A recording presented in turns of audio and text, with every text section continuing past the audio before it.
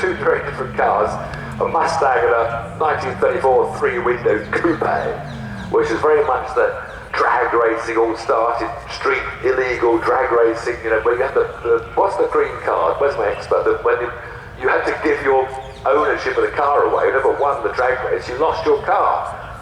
The pink slip drag racing. It's good to have an expert beside you. She only knows that because she saw the film Grease. That's the only reason she knows it's pink slip racing. Not because she's an expert in anything at all, but she's seen Grease.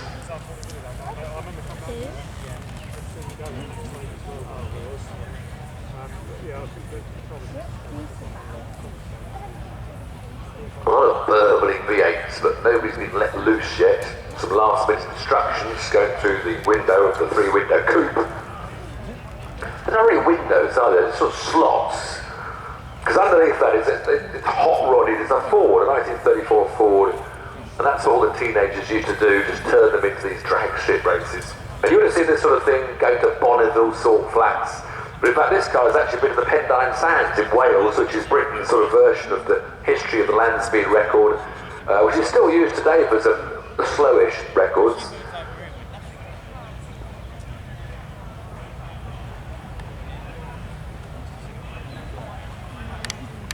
And of course we saw Guy Martin, didn't we, set a bicycle speed record, I think, down Pendine Sands.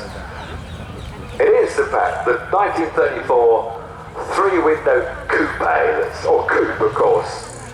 We need a song now, Little Deuce Coupe. What's a Deuce Coupe? I don't know, but that was a good record. Is that a Deuce Coupe, do we think?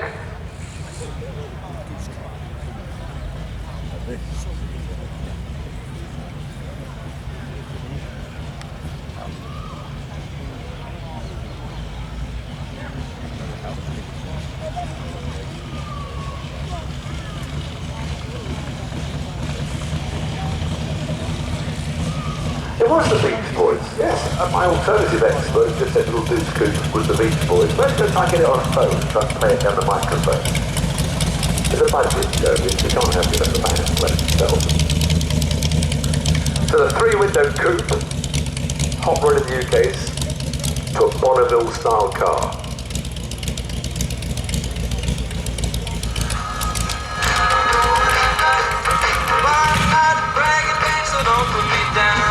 But I've got the fastest set of wheels in town. When something comes up to me, don't even try. 'Cause if I had a set of wings, man, I don't seem to fly.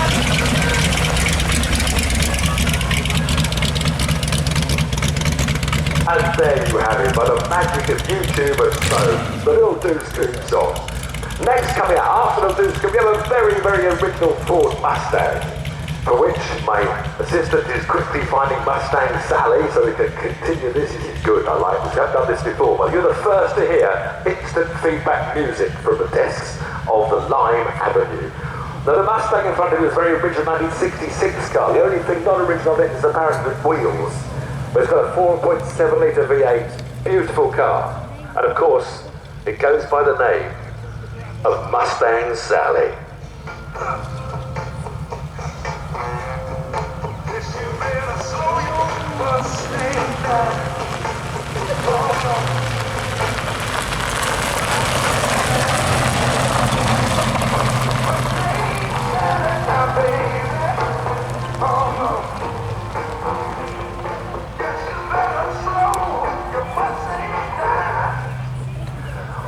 Meanwhile, as the Mustang returns, we have the wonderful Tetanus.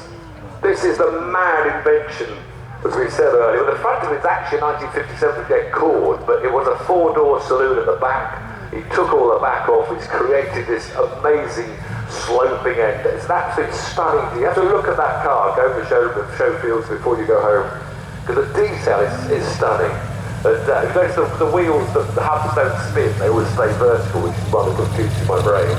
But he's taken out the old Cord engine, which is a very old, unpowerful engine. He's put a Chevy engine under the front, so it's got some power. But of course, that's with most American things, it doesn't go around corners very well. And, they don't care about that, the Americans. They just want to go fast in a straight line, look cool, going for a cruise in your Tetanus. Not sure the name would really attract anybody though. Do you want to go for a drive in my tetanus? No, it doesn't work, does it? Oh, we have another car cruising up. This is the Cadillac Coupe de Ville.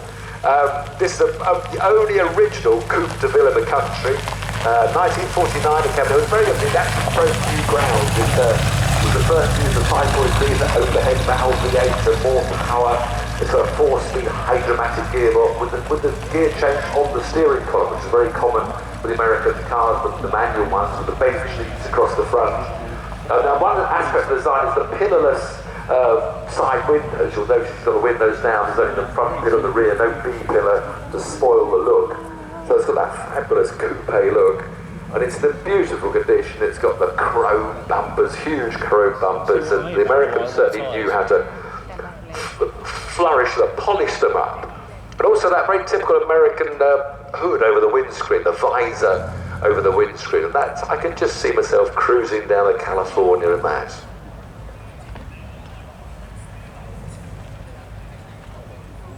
That one's a lot better.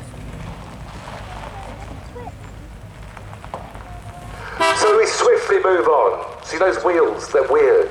It's disappearing parts, the tetanus. We now switch quickly from what was going on in America in the 50s, 60s to just a small taste of the European 80s. I believe it's an 80s, with the Maserati bi-turbo. And I actually know a bit about this car, because I actually raced one. This car is a Ghibli Cup 1996 it was, model, because they had a racing version, a race of the series. And you'll see the registration number is M1 Cup, because it was the first of the Cup cars, the Maserati 1 Cup.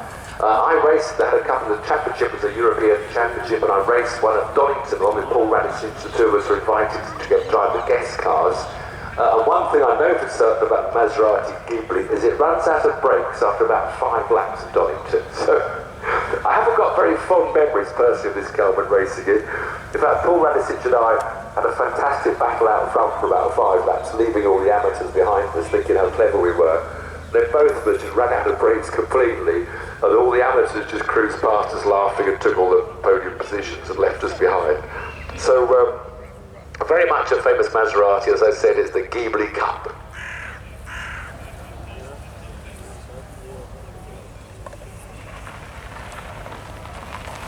And a nice throaty hoot hoot from the Cadillac. Of course, it's got the white ball wheels as well.